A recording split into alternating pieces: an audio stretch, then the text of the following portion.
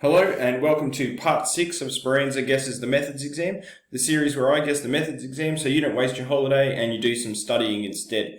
I've just gotten off the boat, so I probably don't need this anymore, and let's get started. Alright, so we're going back to Tech Active here. We've got Tech Active question. Give yourself 90 seconds, come back and solve it. And in 3, 2, 1. Alright, let's go. So a fair coin, we're getting 8 or more heads. This is clearly a binomial probability, binomial cumulative, CDF. So we're in our calculator, we're going menu, we need probability, distributions, and we're looking for a binomial CDF. Alright, the number of trials, there were 10 trials in that question. The probability of success, we're flipping a coin, so 0.5. Lower bound 8, and some people make a mistake here where they want to use a really large number. Now we're going 8 or more, but we're only doing 10 trials, so it should be 8 to 10 here. Okay, and we get this answer right here. And we take a look around, we can see that our answer matches C. Alright, on to the next question. Alright, another multiple choice here. Give yourself 90 seconds and I'll come back and solve it. And in 3, 2, 1, let's go. Alright, so this is a calculator question, but I really do think that you should get in the habit of drawing a picture of what's going on here. Normally distributed with a mean of 200 minutes and a standard deviation of 10 minutes. This little thing that I do here, it's non-standard, but I feel like it's useful to see how spread out this data is. Most of the data is going to be within 3 of these little jumps either side. 230 to 170, about 99.7% of the data is going to be there. Alright, the proportion of students who complete the test in less than 208 minutes. Okay, 208 is right there inside that first standard deviation. And this, less than 208, is this here. Alright, so if I had to guess the answer here, right, I could definitely get rid of this because this area is more than 0.5. It's more than half the area under the curve. I can definitely get rid of this. These 3 are still in play here. Alright, now that I've done that little bit of stuff, let's actually jump into a calculator and solve. Alright, so we're back here again. Menu, we're doing probability, we're doing distributions, a normal CDF. Alright, now lower bound, upper bound. Lower bound, we can use an extremely small number here. Upper bound, 208 was where we were here. And the mean is 200 and the standard deviation is 10. Alright, and we get an answer of 0.788145. Alright, super straightforward here. Our answer is D. Done. Alright, what are we going to do next? Actually, before I move on, I do want to talk about this picture one more time. In the external exams, not for multiple choice questions, but for questions that are like this, they quite often give a mark for drawing this picture accurately. Not accurately, but in the correct way. So the fact that I've drawn this picture, it doesn't help me in a multiple choice question. It helps me understand the question. Hopefully it helps me get it correct. But in a short response question, this is going to possibly help me get an extra mark. So for those of you who think drawing these pictures is not useful, it is. Do it. Alright, so we've got a short response here, Tech Active question. 5, 6 to 7 marks, so it should take you about 10.5 minutes. Give yourself a crack. And I'm going to come back in 3, 2, 1. Alright, let's solve it. Alright, so we've got some sort of thing that's decaying and it's got a half-life of 100.5 days. And they tell us that a half-life is the amount of time it takes for the original amount to become half of the original amount. Alright, so I'm going to write the formula one more time. P equals the original amount, e to the k, t. And it says that after 100.5 days, this original amount has halved. So, P0, e to the k times 100.5 equals P0 divided by 2. Hopefully that makes sense. Alright, and then I'm going to rearrange this to get rid of that P0 thing, because P0 divided by 2 divided by P0 equals e to the k 100.5. And that P0 and that P0 cancel each other out, and we end up with 1/2 equals e to the k 100.5. Alright, some people don't like this this manipulation here with P0 and P0 over 2. So you could approach it by putting in like a stand-in number for the initial amount, because the initial amount doesn't actually matter. The initial amount could be 1 gram, it could be 10,000 tons. It really doesn't matter. So if I put in the number 10 for P0, then the amount that is after it's halved is 5, right?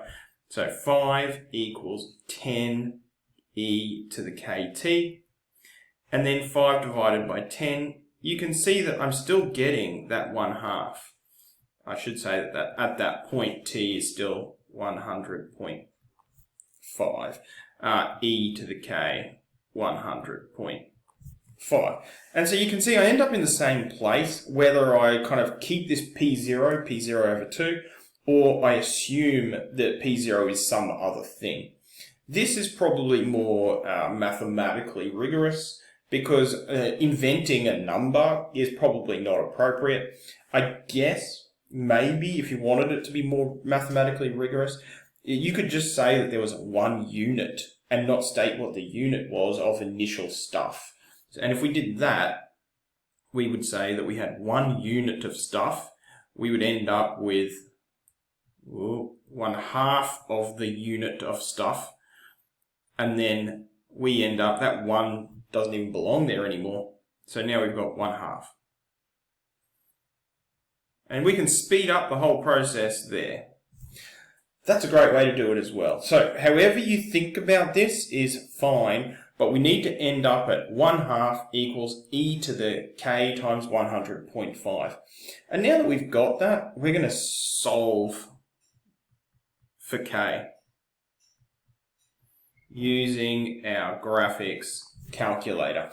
How you choose to do that is up to you. I'm going to do it like this. Here I am in the graphing mode of my calculator, and I'm going to add a graph. Oops, I'm going to add a graph here. The first graph I'm going to add is the left-hand side of my equation, 1/2, or 0.5. 0.5. All right, I get a nice straight line there. The second half, I'm going to add another graph now, is the right-hand side of my equation, e to the power of 100.5 k times k. All right, so e to the power of 100.5 times k, but because we're graphing this, we need it to be in terms of x. Both of those are in terms of x. All right, and you can see it's a bit weird looking because of the setup of my view window, but let's just set up my view window really quickly. Window settings, just like -1, and let's make that 2. That should be fine now. Oops, okay, still not great. All right, let's get really close into that now. Window settings, X max of like 0.1. Negative 0.1. All right, great. We can see that that point right there where they're meeting. So let's find that intersection point now. And we get -0.0069, and k equals -0.0069. All right, so you can do it that way. There is another faster way to do it, and that's using nsolve. But you really shouldn't trust yourself to use nsolve here, because if the question does have 2 solutions, this one doesn't, and I knew it wouldn't have 2 solutions. If this question has 2 solutions, nsolve's only going to tell you 1 solution. That's a big problem. So if you're clever enough to know whether a question's going to give you 2 solutions or 1 solution, if you are visualizing the equations in your head and you know that you're only going to get 1 solution, feel free to use nsolve. But if you don't know for certain whether you're going to get 2 solutions or 1 solution to something, you should be graphing it. Unless you use a Casio calculator, in which case feel free to use nsolve because it spits out hundreds of answers. Now it does say determine the value of k to 3 significant figures. we can say that 6 is the first significant figure, 9 is the next consecutive significant figure. We really need to know what that other one is. My float wasn't good enough on my calculator to tell me, at least not when I was graphing it. But when I did end solve it, I got 6, 8, 9, 7. So significant figures are 0.00690. All right, next one. How many days will it take for 100 grams of the substance to first decay below 5 grams? All right, so we've got 100 grams. So we're told the initial amount here, P equals 100 e to the negative 0.0069 t. And now if we graph that like this. All right, I got a big problem here. My graph isn't in my view window, so I need some sort of much bigger view window. Let's go over here and zoom out. Oh, I see it. Okay, and then let's sort of mess around with our window a little bit here. So, window settings. Let's go something here. We don't need to know negative time, so let's go negative 0.01. Let's go X max, let's say like 100, and then we don't need negative y-axis, right? So let's go negative 0.01 and 432. All right, let's see how that looks. All right, we've got something that looks like a graph here. It looks like I need a much longer time period before I get close to that x-axis. All right, I stretched it out to 1,000, and you can see I'm well and truly getting closer to that. All right, let's figure out now when our thing drops to below 5 grams for the first time. And probably the easiest way to do that, the amount of stuff is on the y-axis. So if I just do another graph, y equals 5. All right, that intersection point is going to be what I'm looking for now. Analyze graph, intersection. Just go from here all the way over to here. Boop. All right, 434.2, that's the amount of time we're looking for. All right, and so now the question of rounding comes up. What should we do here? Well, let's consider what the time is, right? At time 0, the time between time 0 and time 1, that's the first day, right? The time between time 1 and time 2, so if I said like 1.7, that's actually time in the second day. That's 7/10 through the second day. So 434 is happening in the 435th day. So on the 435th day, below 5 grams. All right, the QCAA does tend to be fairly lenient when it comes to rounding, and this question actually comes from the Western Australian paper, and they would have been happy with 434 or 435 as your answer.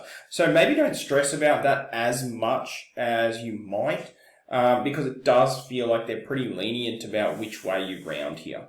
All right, and then it says, determine the rate of change of the amount of fermion on the day found in part B. So we found the 435th day in part B. We can probably use 434.2 for the exact time. But if we're looking for a rate of change, we're thinking derivatives. Now you don't have to calculate its derivative by hand. You've got your calculator. All right, so I'm going to graph something. So I'm going to add in my function here, and I'm going to graph the derivative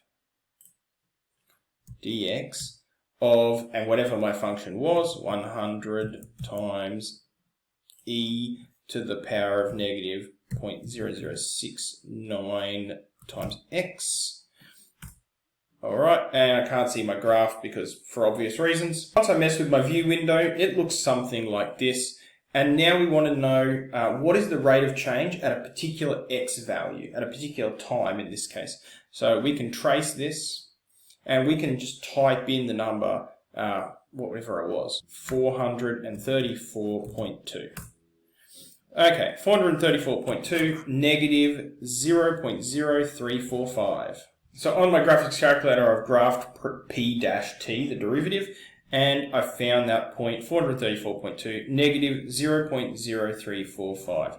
So I should probably write something. Rate of change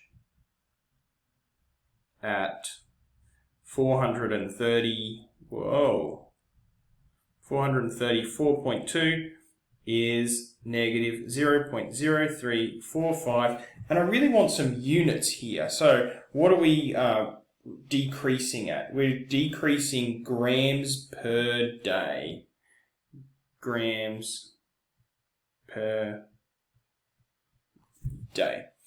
All right, and that is the answer to that question right there. Last one. All right, it's worth 6 marks. You should give yourself 9 minutes to get it done. It's an interesting one. I really like these sorts of questions, but students don't. All right, have a try. And I'm back in 3, 2, 1. Let's do it. All right, so within this question, there are cues that it's a normal distribution question because it says normally distributed. All right, it is observed that passengers wait for less than 55 minutes 5% of the time, while there is a 13% chance that the waiting time will be greater than 100 minutes. They haven't told you the mean or the standard deviation. All right, this is a particular brand of question. If it's a normal distribution and you don't know the mean or the standard deviation, there is a very particular process to follow here, and that is to determine z-scores and then be able to solve simultaneous equations. So, first of all, let's draw a picture. 2 pictures, in fact. We've got a normal distribution, and we've got the same normal distribution here. Okay, we don't know the mean, and we don't know that standard deviation that I tend to draw in. So we don't know those 2 things, but it's okay not to know those 2 things, because we know something else. If we wait less than 55 minutes 5% of the time, all right, less than 55 minutes 5% of the time. All right, so the area less than 55 is 0.05. 13% chance that the waiting time will be greater than 100 minutes. So 100 minutes, area there, 0.13. All right, so there's our picture. So now what we can do is, instead of treating this as a normal distribution here, we can treat it as a standard normal distribution and calculate these as z-scores. So let's draw another set of pictures underneath here, where the area here is 0.13 and the area here is 0.05, but this time we do know the mean and the standard deviation. We know the mean is 0 and we know the standard deviation is 1. And then we're going to calculate these z-scores. I'll call that z-score 1 and I'll call that z-score 2. We're going to do that using the inverse normal distribution. All right, we're back at our calculator. We're going to go menu, probability, distributions, and inverse normal. All right, so the first one here is the area, 0.05, mean of 0, standard deviation of 1. All right, there's our first z-score, negative 1.64485. Now we can do the same for this other one here, but because we always have to work with a left tail, we're not going to type in 0.13, we're going to type in 0.87. That's 1 minus 0.83. All right, so back to inverse normal again. Area 0.087, mean is 0, standard deviation 1, and we get this number here. Now that feels wrong to me. Oh, because I've typed that in wrong. That makes sense. The reason I'm thinking that looks wrong, right? This is how I'm catching my mistakes, is I go back here. I know that my z-score needs to be positive. So the fact that my calculator spat out a negative number should immediately freak me out. And so when I go and do it a second time, and I get an answer more like 1.12, that feels better. All right, so where to from here? I've calculated 2 z-scores, this z-score for this one, this z-score for that one. I've also got a different formula for the z-score. Z equals the x value minus the mean over the standard deviation. And here we know a z-score and we know the x value. So we know that the z-score is negative 1.64, etc., equals 55 minus the mean, the thing we're trying to find, over the standard deviation. And similarly here, we know that the z-score, 1.12, etc., equals the x-score, 100, minus the mean over the standard deviation. Alright, and from here we have equation number 1, where we don't know the mean and the standard deviation, equation number 2, where we don't know the mean and the standard deviation, and we can do like a linear solve on these two. Before I do that though, I'm just going to make them look a little more linear-ish, even though they are linear equations, how they are. My calculator probably won't like it.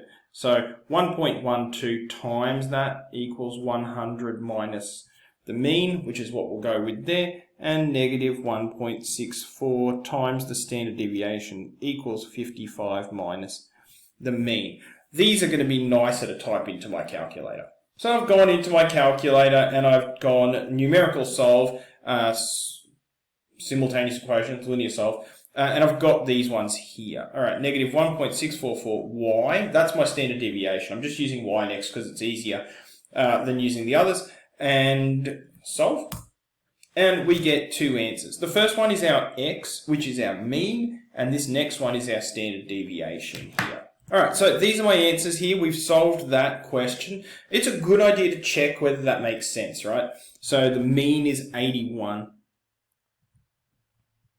Okay, well, it's between 55 and 100, so that's good. That makes sense.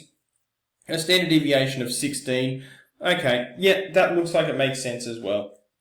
So I'm happy with that. And then, of course, the last part of this question, it's worth 1 mark. It's so straightforward, right? Because we know the mean now is 81 point something. We know the standard deviation is 16 point something. And we're trying to find the probability that we're between 75 and 90. We're trying to find that area right there. So that's going to be a normal CDF. And then we put in our lower bound, which according to this was 75 and an upper bound of 90. And we need a good mean value and a good standard deviation value, 16.2382. Good. And we get a probability here of 35.54%. Alright, and that one's done. You can see how I've done on my calculator there. Alright, those are the 4 questions for today's videos. We can tick them all off now. Before I do though, I want to reiterate, I feel like this question has not been on exams and it really should be. So I'm putting good money on this one appearing this year. Think about it, understand it, practice it. Alright, let's tick them off. Alright, we did 2 tech active multiple choices, 2 tech active short responses. We have 16 questions, that's 4 videos left. Practice, practice, study, study. I'll catch you on the next one.